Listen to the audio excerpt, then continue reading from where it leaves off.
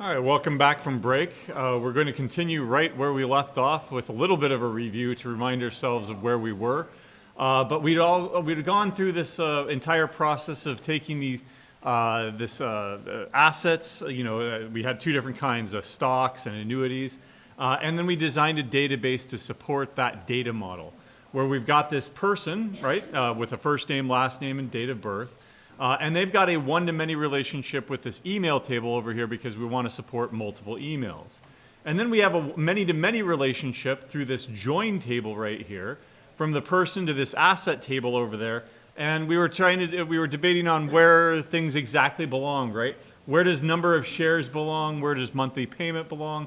Et cetera, et cetera. This is the first version that we did, and then we realized immediately that number of shares, that's actually relevant when a person actually owns that asset. So we were in the process of moving that number of shares over to this table over here. And then I said that I'll leave that as an exercise. We'll go ahead and use this as a basis for what we're going to be doing next, which is programmatically connecting to the database and pulling stuff out and putting stuff in, stuff like that. Before we do that, though, let's go ahead and finish up that database design by making some additional observations. So we already went through these observations before of basically that semantics dictate design, right? That you usually have one table per entity or one table per thing that you're trying to model. That you want to have consistent naming conventions. And the conventions that I'm going to suggest are upper camel casing for your table names, lower camel casing for your column names. Why? Because they're going to have direct correlations to your Java classes. And that is the same convention that you use in Java. Avoid pluralizations and abbreviations unless they're absolutely understood. Make sure that every table has a primary key. Name it after the table and then just slap an ID at the end, right? Foreign keys should have the same name as the primary keys that they reference. Remember over here that a person to the email table, we've got that person ID foreign key over here that refers back to the person table's person ID. They're named exactly the same thing. They have exactly the same type. They're both integers. Right? Follow those conventions and you'll be fine. Strings should not be used as primary keys or foreign keys. You can put a key on them. Remember that there are secondary keys, right? You can add uniqueness constraints or check constraints. You can add keys or indices if you want to. Secondary keys are perfectly fine to use on strings or varchars. Join tables should be made and should be used to simulate or to model a many-to-many relationship, right? And that's what we're doing here in this ownership table. We're bringing the person table together to the asset table so that one person can own multiple assets, so that one asset can be owned by multiple people. Right? Again, you can insert plenty of test data. You can go ahead and hard code primary keys and foreign keys to make that process easier. In fact, you can generate code, SQL code, to do this for you. All you need to do is use the same exact tools that we've been recommending before, Mockaroo. There are plenty of CSV to JSON or CSV to XML. Guess what? There's also CSV to SQL, right? You can go ahead and use those tools as you're preparing for this next phase of your project. You can add uniqueness constraints, check constraints, indices to make searching easier or more efficient. When you have inheritance, like we have over here, we highly recommend that you use a single table inheritance strategy like we did over here. That if you have a stock asset versus an annuity asset, you distinguish those using this discriminator column. And then the discriminator values there would be A for an annuity, S for a stock, just like your CSV files. Right? But otherwise, that's a review of what we did. Now let's go ahead and formalize what that design process was. It's called normalization. You're normalizing your tables out into separate tables. And there are three forms that Edgar Cod originally came up with, and they build on each other. The first normal form, second normal form, and third normal form. You can't have one without the lower, right? So you cannot have a higher normal form without having all of the lower normal forms.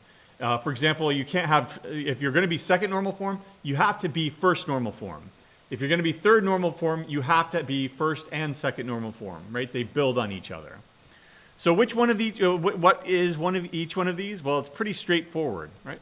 The first normal form is that each attribute in a table only has atomic values.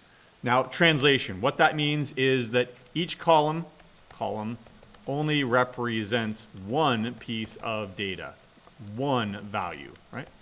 It's really helpful to think of these things in terms of the violation of these normal forms. So for example, one violation would be storing multiple pieces of data as a single CSV string, right? So for example, if I had emails, email 1, email 2, email 3, right? Like we do in a CSV file. That's perfectly fine in a CSV file because that's what a CSV file is. It's just a dumb old text file. But now that we are in a database management system, we need more sophisticated solutions. And one of those is going to be normalizing this out into its own table. Another violation that's very similar to this would be multiple columns to support multiple values. Right? For example, 3 columns for 3 emails. Well, what's the problem there, right? If I just separate them out into different columns, here's the person table. Instead of having a completely separate email table, what if I had email A, email B, email C? Right? That's not really a one-to-many relationship anymore. It's a 1 to possibly 3 relationship, right? And I say possibly 3 because what happens when one of them is defined but the 2 others aren't? What if it's the second one that's defined and then the first and the third one aren't defined, right? If there's an ordinal kind of relationship, then maybe, yeah, like a primary email, secondary email, tertiary email. But there's nothing to stop you from deleting the primary email. And then you have to fall back to the tertiary or the secondary or whatever, right? And I've seen designs like that, but they're always brittle, right? It's a violation of first normal form. If you violate first normal form, then you necessarily violate second and third normal form by definition. So how can you make sure that your first normal form? Just make sure that separate data out into the separate tables. If you've got a one-to-many relationship, that should be screaming out to you. This is 2 tables, right? If you've got a many-to-many relationship, that should be screaming even louder. This is probably 2 or 3 tables, right? If you have a one-to-one relationship, maybe you could have 2 different tables. But if you truly have a one-to-one relationship, why aren't you just using one single table? Right? It's going to be a lot simpler. Right? Second normal form is that it has to be first normal form, and that no non-prime attribute is dependent on a proper set of sub-attributes. Basically, this is why I was telling you to generate your primary key auto increment, not null. It gives this to you for free. Right? You don't even have to translate this. That if you just follow the same pattern throughout your database, where you've got email ID, person ID, ownership ID, asset ID, you are guaranteed to be second normal form automatically. Right? A violation of this, it comes when you don't follow this pattern and you have what are called compound keys. So for example, a purchase record contains a customer ID, a store ID, and then the store address. Right? Well, the store address only depends on the store ID, not the customer ID. Right? The store address does not follow the customer. So if your primary key ends up being a combination of those 2, right, then that means that store address is only dependent on the second part, not the entire key. If your key is these 2 things together, right, then this one is only dependent on half of it. And that's going to end up being a violation of second normal form.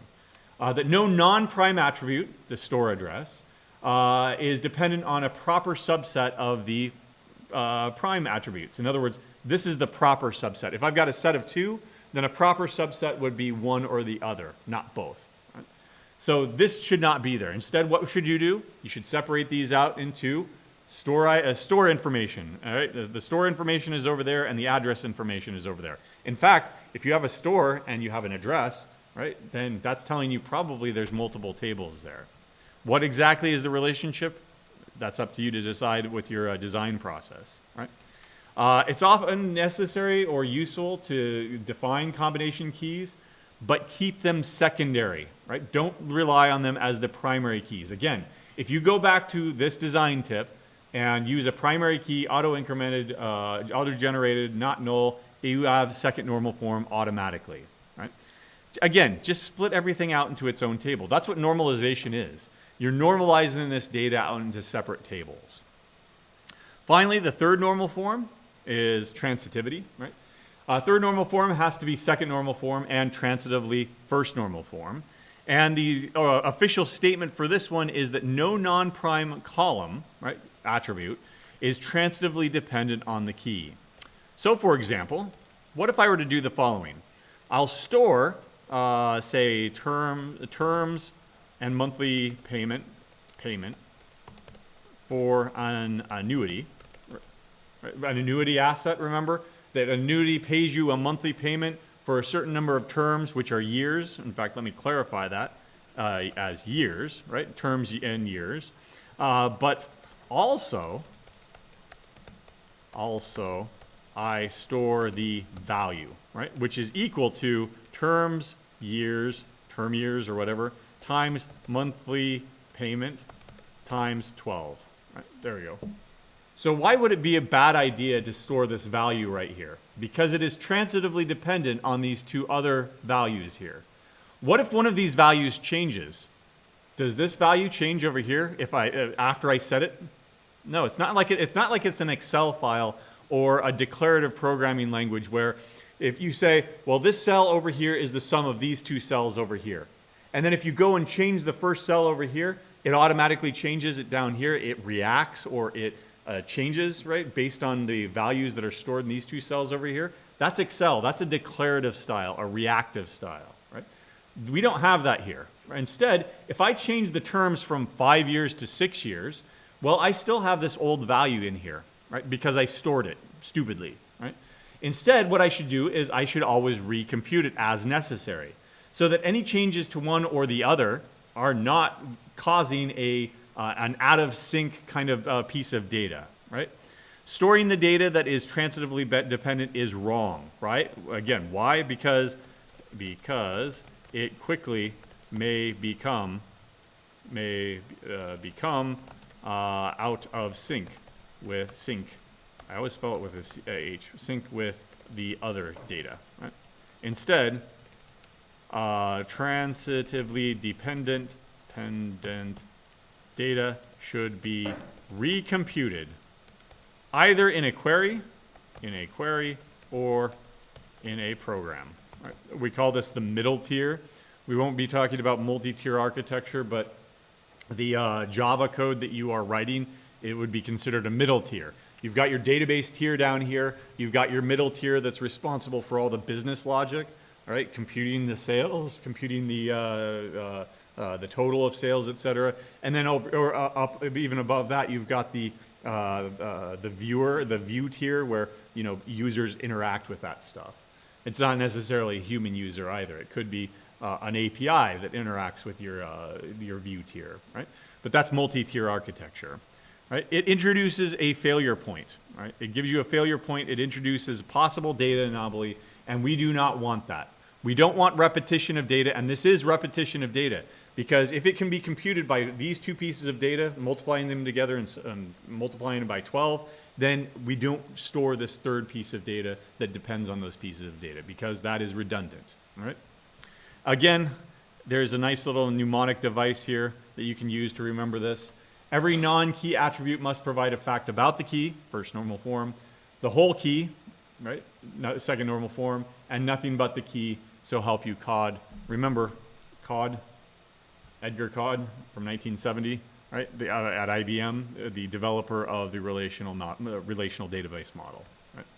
So again, it's about the key, the whole key, and nothing but the key. The whole key because you want it to depend only on that primary key and not a part of it if it's a compound key. Nothing but the key so that you don't have transitive data. Okay? All right. So there's a lot more that we could discuss, but this is not a database course. This is an introduction to databases over several weeks in order to be part of your basic skill set. You'll have some SQL coming out of your first year of computer science, computer engineering, data science if you're into data science, etc. But there is a lot more that you should at least know about, right? For example, triggers, views, stored procedures, variables, right? SQL is a full programming language. You can write loops if you want to. You can write functions. They're called stored procedures. You can have variables that you can set and unset and reset, etc. We're not going to get into any of that, but you should know that it is possible. Triggers are things that happen when changes are made to a database. For example, if I update a person's name, I'm also going to update this column over here that has a date in it that says last updated because I want to access that for some reason. You can set up a trigger to do that. On update of this column in this table, do this thing over here, right? Formulate a brand new data or date string and then update that field over there, update that column to have that new string. You can do a lot more sophisticated stuff than that, right? So whenever a new user comes in and a new record is created, we kick off a welcome email message and verify their email and do a bunch of other stuff. You can do a lot of that stuff in the database. The more stuff you do in your database, though, the less flexible it is. That kind of stuff should be done in a middle tier, right? DBAs should just be responsible for data and data integrity. If they're you have the situation where if you put more and more stuff into the database and take it from the middle tier, take it from your actual code and start shoving it down into the database, then all of your business logic ends up being there. Your database ends up being responsible for everything, right? And you don't want that. You want, again, remember loose coupling? We want to be able to take this component out, throw it away, and plug in a new component right there without having to change everything else. If you've got all of your business logic down here in the database, right, good luck, right? Because now you don't have any middle tier at all, or your middle tier is not responsible for anything. You do have views, and views are very useful. It's basically granting read-only access to a table or multiple tables or columns within a table. For example, suppose that we just wanted to produce a report that had the first name and the last name and the date of birth of a person, but not any of their emails. Or maybe we wanted to collapse these two tables together to make it look like one table so that you could query that one table and get all that information with one single query. You can do that with views. If we were storing something sensitive like a social security number in here or a password or something like that, we could grant access for you to view everything in this table except for those two columns, that sensitive data, right? And now, since it's read-only, we're assured that you can't change the data. You can only read the data, and you can only read the data that we grant access to. Stored procedures are actually functions that you can call, like count, average, or stuff like that. You can write your own stored procedures and then treat them as aggregate functions, and you can do a whole bunch of complicated stuff inside of these procedures, including creating what are called temporary tables. Query that table, and put it in a temporary table over here so that I have that, and then I can query against that table over there and do a bunch of complicated stuff, right? With variables and loops and a whole bunch of other bells and whistles. Again, there's a lot more that we're not even going to get into. Something you should know about, though, are transactions. Transactions are an all or nothing series of queries. This gets into what are called the acid principles. Do I have the, yeah, okay, I don't have the acid principles. Let's do that. Acid, right? We have atomicity, we have consistency, we have isolation, and we have durability, right? So those are the acid principles are what you get with a relational database management system. And that's all with respect to what are called transactions. So suppose that I have 3 queries, right? The first one's successful. The second one is successful. The third one fails. If I had wrapped these up into one transaction, the entire thing would be rolled back like none of it ever happened, right? In other words, yeah, the first one was successful, the second one was successful, but the third one, that might not be successful. And if that doesn't happen, I don't want the first 2 to happen either, right? What you can do is you can wrap that up into a transaction. It's an all or nothing series of queries. All the queries that we've been running so far have just been in one single transaction. One query, one transaction. But you can wrap up queries into multiple queries into one transaction that provides acid. That it's atomic. It's an all or nothing series of queries. In other words, the entire transaction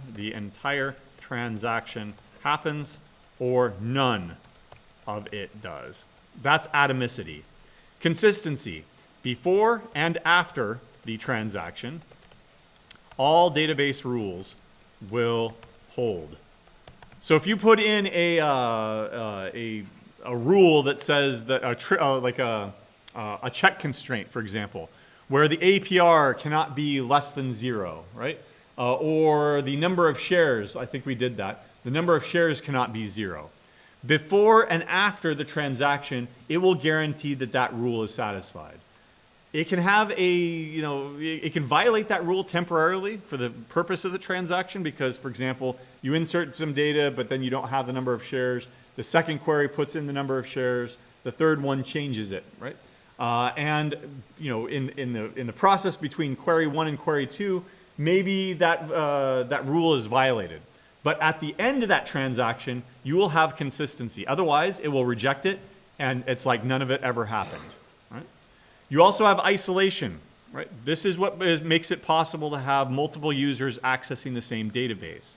Each transaction occurs in isolation of all others. Right? So if you come in and start adding data,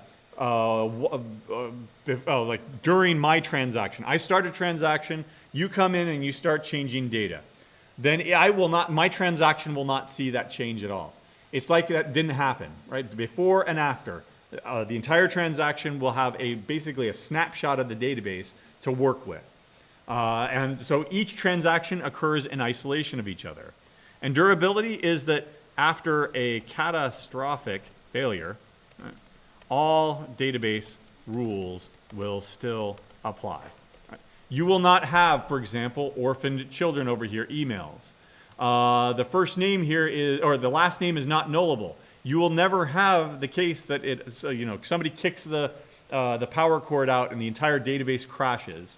When you bring that back up and you restart that, you will be assured that there will be all last names will be defined in your database. You won't be in some sort of state of limbo where it was setting it to null and then changing it to the actual last name. It's durable. That when you bring that back up after a catastrophic failure, all those rules that you defined will apply. You don't get any of these ACID principles with just plain old text files, right? Also, security issues. Right? Here's a security issue that you should be aware of. Should you ever store sensitive information in a database that's unhashed or unencrypted? Never, right? Never store, say, passwords. In fact, if you ever go to a website and you say, please reset my password. I had to do this over the weekend, actually. I was judging, I think, future business leaders of America, mobile apps or something from high schoolers. And I'm glad that I never gave them a password that I cared about because I forgot it, I judged it last year, and now I needed to get in again, and I said, okay, I don't remember my password. Can you reset it? And I hit the reset button. It didn't reset it. It sent me my plain text password that I used last year. And I looked at it and I thought, oh, thank God I didn't use anything that I cared about. Because it's clear that they were storing that plain text in their database. That's the only way that they could have delivered it to me, if they had been storing that plain text. In other words, unhashed or unencrypted. Typically what you do is you hash them. So let's look at, I don't know, SHA-256 online. Right? So here's my password. Password 1234. There we go. And there's what's actually should be stored. Right? You don't actually store password 1234. You store the hash of it. So that when somebody comes in and logs in again and they enter the password, you don't compare that to the password that you've stored because you're not storing that anywhere. Right? Instead, you are storing this hash right here. And then you are rehashing it and saying, oh, does the hash match, right? That the password, then they probably entered the correct password. You do not store this, or you don't store this, you store this down here. And being able to guess the original password from this hash is impossible. Mathematically, it's impossible. You cannot restore password 1234 from this down here. Instead, what you do, for example, if somebody breaks into a database system and somebody is storing all the passwords, plain text, guess what? They've got all the passwords. They don't have to do anything. They've got the passwords, and guess what? They can find your email. Maybe they can break into your email, because how many people use the same passwords across every single system? Way too many, right? How many people use the same password for their bank account as their email, right? If you've got one password, likely you've got many access to everything that they've ever done, right? But if they've used a hash, you don't have access to everything that they've ever done, right? So for example, what's the other common password? 1, 2, 3, 4, 5, 6, 7, 8, right? There's the common hash for that. Let's just go ahead and search that. Google, tell me about that hash, right? They already know about that hash. Why? Because it is in fact, there it is, right? The hash for 1, 2, 3, 4, 5, 6, 7, 8 is, and it's a bunch of, why? Because it's a common password that people use. This is called a rainbow. People generate what's called a rainbow table. They take the most commonly used passwords or commonly used combinations, and they pre-compute all of these hashes, so that when they do break into a system and they see this hash, great. They didn't store it plain text at least, but that idiot user, that ID10T user, used a common password that I can now look up, and I know immediately what their password was. Whereas if you use a bunch of random, button mashing stuff, I can guarantee you that this is not going to show up in the internet at all here, right? Yeah, nobody has pre-computed that hash, right? Because nobody sat there and mashed their keyboard like I just did. Right? Even really uncommon things like, for example, what's the XKCD password combination? There's a nice, there we go, password strength. What is it? Correct horse battery staple.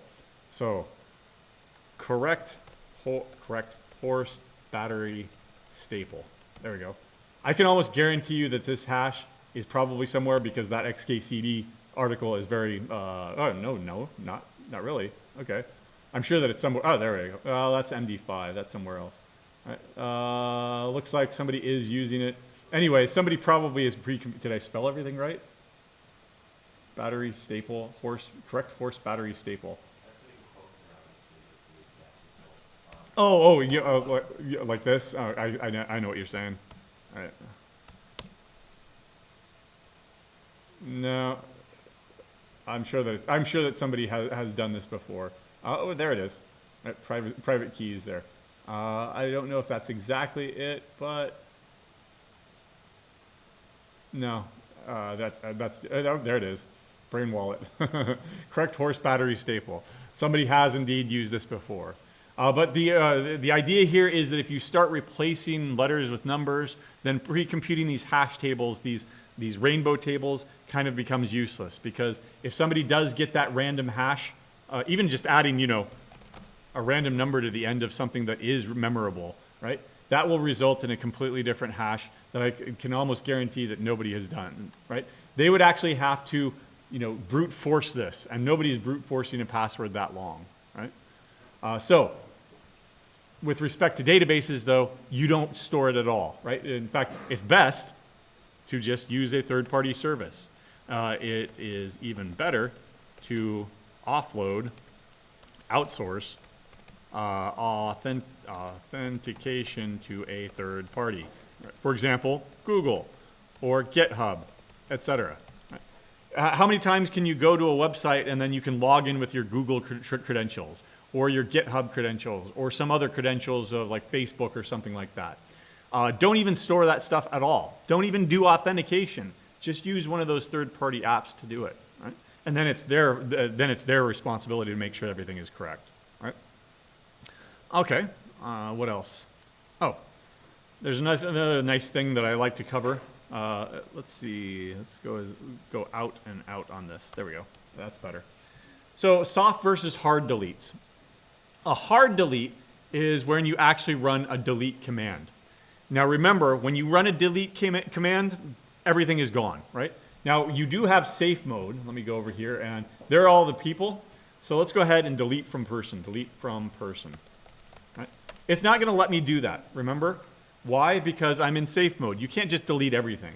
But if I delete from person where person ID is equal to 1, I'm not going to do it because I need this data for a demonstration here.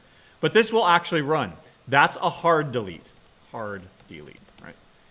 The record is gone. There is no undo, there is no undelete. It is gone.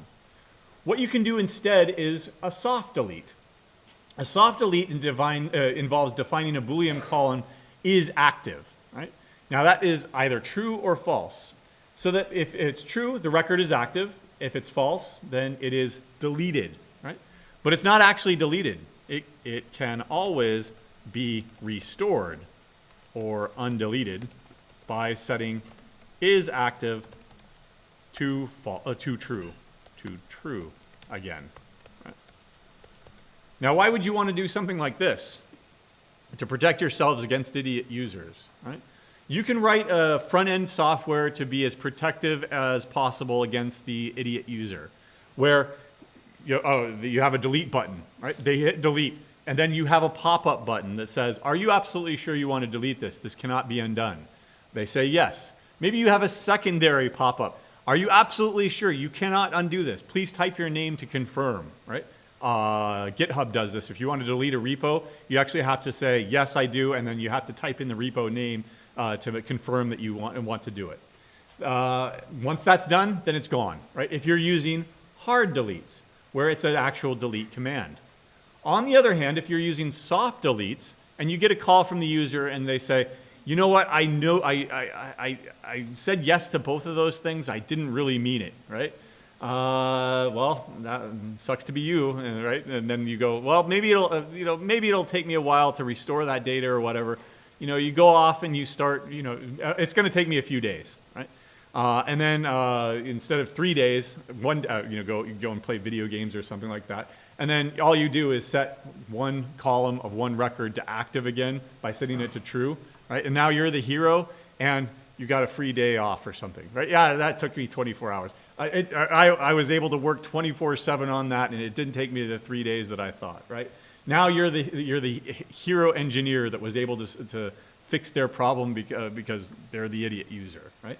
That's where you would want to use a soft delete. You can always set is active to true or false. If it's false, then it just never shows up on the front end because you only query out records where is active is equal to true. Right? That's called a soft delete instead of a hard delete. Right? Don't think that you have to design your databases that way. Right? In fact, probably don't want to do it for this course. But it is something you should be aware of as a common technique that you'll often see. Every single table has this is active, is active, is active. Right? Why? Well, it's because they're trying to support soft deletes because they know that they have idiot users that try to delete everything all the time. Right? And the first couple of times that happens and you have to restore an entire database back from scratch or whatever, then you say, okay, I'm not doing this anymore. I'm setting everything to is active or to soft deletes, and I'm never having to deal with that problem again. Right? So those are some design tips going forward for your miscellaneous stuff that you should be aware of, but not necessarily that you're going to use. None of this stuff, you're not going to be storing passwords. You're not going to have huge security issues. You're not going to be doing soft or hard deletes. It doesn't matter. You're probably not even going to be doing transactions in this course. Right? Again, this is not a database course. This is an introduction to databases as part of an OOP course. Right? Okay. So what we're going to do now is programmatically connect to our database because, of course, you're not always going to be sitting here in MySQL Workbench working with your data directly. If you're a database administrator, a DBA, yeah, this is where your bread and butter is. This is where you'll be all day, every day, doing stuff with tables and stuff like that. But if you're doing a middle tier, you're going to want to be writing Java code to do all the stuff that you would normally do over here in MySQL Workbench. You want to write Java code to insert a record. You want to write Java code to retrieve the record so you can produce a report or something like that. And that means programmatically connecting to a database and processing data. Right? So for Java, we're going to be using something called, I'm just going to get you started today. We're going to be using something called Jdbc. Jdbc stands for Java Database Connectivity API. API is an application programmer interface. Right? So let's go ahead and get started. I will show you how to do this in your own projects here. The first step is you're going to want to download the connector J jar file and include it in your project. So I'm just going to do a quick search here for connector J. Right. It is a product that is put out by Oracle, owners of MySQL, and I'm just going to download it for platform independent. It doesn't matter. Java is platform independent. And I'm going to download the zip file version of this. No, don't sign up for Oracle email. Just say start my download here. That will open up a zip file, or that'll download a zip file.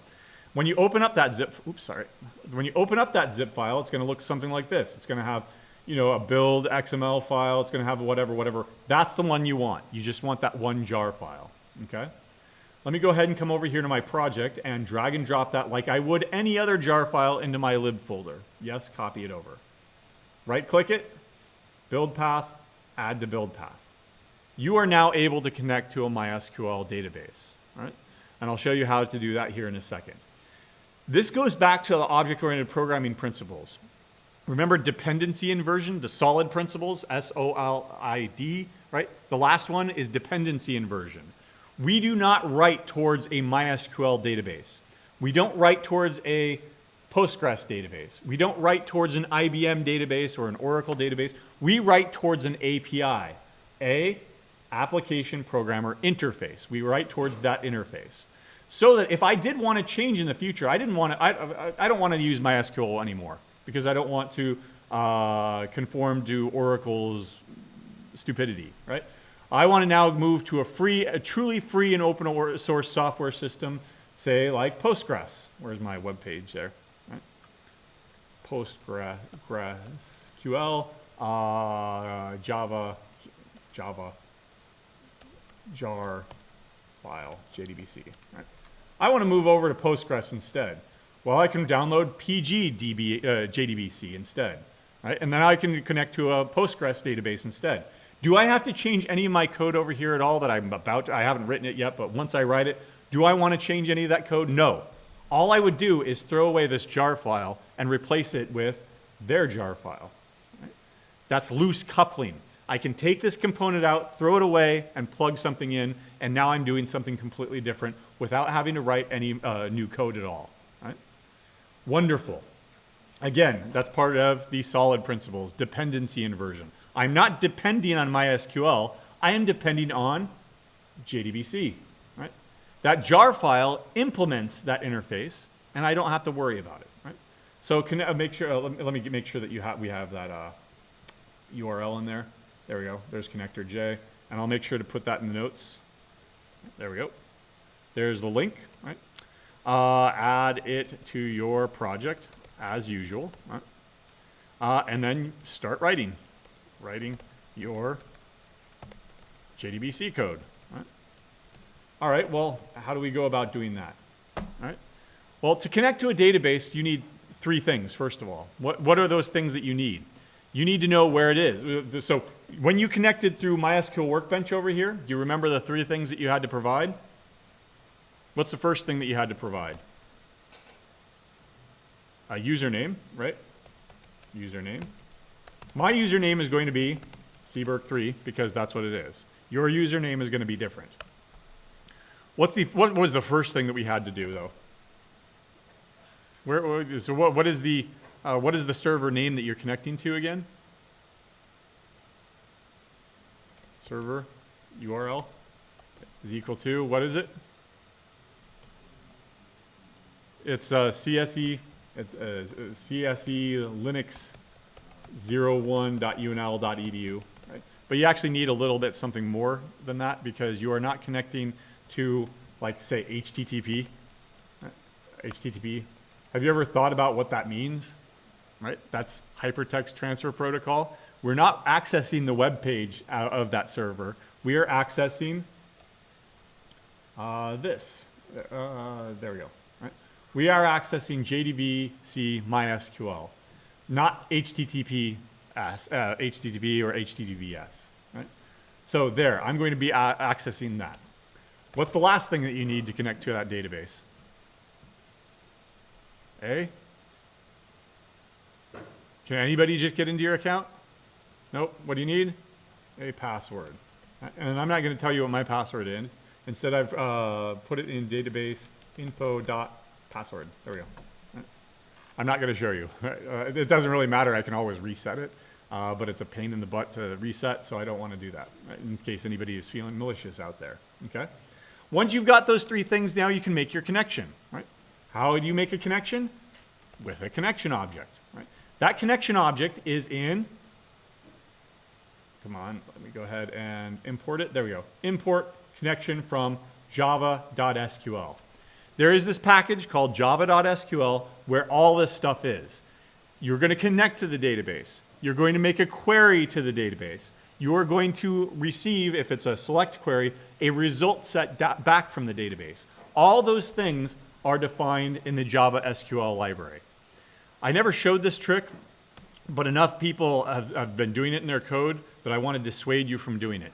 What I'm doing here is, this is called a wildcard. I'm just bringing in everything in that package. Right? Don't do that. Right? Be more intentional about that. Right? That is bad practice, because what if I've got a list in there? What if I've got a string in there? What if I've got something else that conflicts with other things in my program? You don't want to bring everything in there. You just want to bring in connection. Don't use wildcards in your imports. Right? And I've never showed it because it's terrible practice. Don't do it. Right? But now you know. So now I've got my connection. I'm going to go ahead and connect to my database using what's called a driver manager. Right? .get connection. Server URL, username, and password. There we go. It's kind of like logging in using MySQL Workbench.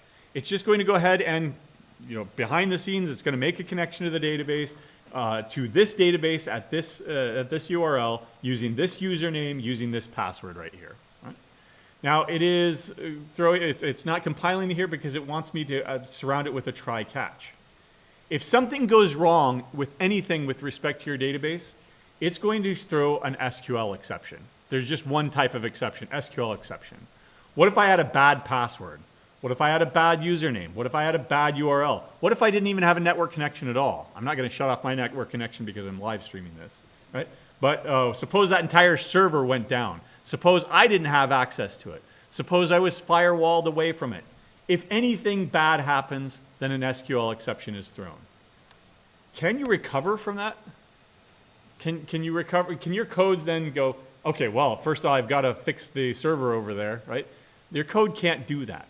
So the only thing that you can do is to catch and release this.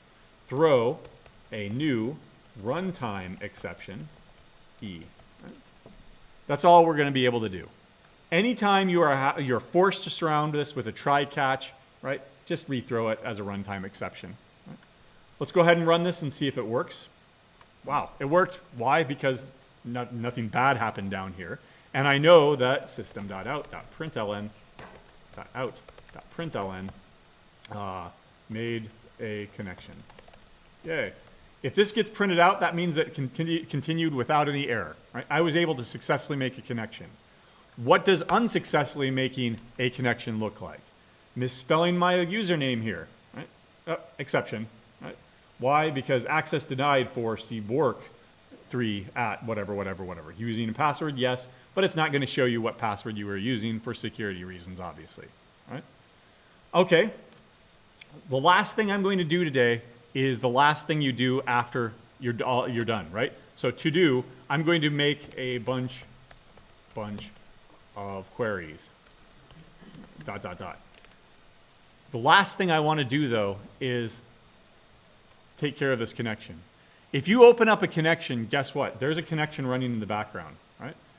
In fact, if I just do while true, right, there we go, and just persist that. Oh, sorry, I need to respell my name correctly. There we go.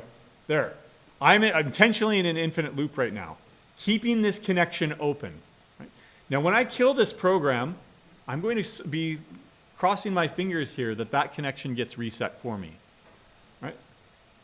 Should I be relying on my crossed fingers to make sure that connection gets cleaned up? No, right? Because I can't do that forever. I'm not going to do it for you, right? Instead, what should I be doing with that connection to make sure that it gets cleaned up properly? Closing it. Just like when you open up a file, what's the last thing you should do after processing that file to make sure that you're not going to corrupt that file? You close it. Unfortunately, this as well, you need to use a try catch. But once again, the only thing that you can do is throw it. There. Now run this again, and I have a pretty good assurance, way better than my fingers being crossed over here, that this connection is getting reset and getting closed. You only have 30, at most, 30 connections at any one time. If you fail to close your connection, close another connection, fail to close another connection, if you do that 30 times, guess what? You're locked out of the system, right? Until those connections get reset automatically, and I think that the default reset is 5 minutes. So you might be waiting 5 minutes to get all those connections reset. Right? In fact, I can show you here. Let's go ahead and go with a while true. I shouldn't have gotten rid of that. There we go. Yeah. Don't worry about that yet. Let's go ahead and run this. And there is a connection staying open. Let me show you. Show connections. What is it? Show. Darn it. What is it? Show list connections. Darn it. I forget off the top of my head. MySQL show connections. List connections or something like that. What is it? Connections. See all open connections. There's given database. Show process list. That's that. Okay. It's not connections. It is process list. There we go. I've got 3 open connections right now. One of these is probably starting. Oh, that's me. That's me executing a show process list. This one is probably MySQL Workbench in the background, and then this one is the one being open, staying open by this program over here. Let me go ahead and kill that program and cross my fingers that that connection got reset. Let's find out if it did. It did. Right? But that's because I crossed my fingers. You can't do that all the time. Right? My fingers were lucky that time, but they're not always going to be that lucky. Make sure that you are always closing your connection after you're done with it. If you don't fail to close your connection, and you'll eventually run out because you only have 30 of them, and that's it. Right? And there's no way that I can reset them. You're just waiting for it to get fixed, right? Automatically. And the sysadmins aren't going to be able to get to it at any time either. So make sure that always close your resources. Otherwise, we'll pick it up there next time with a bunch of queries.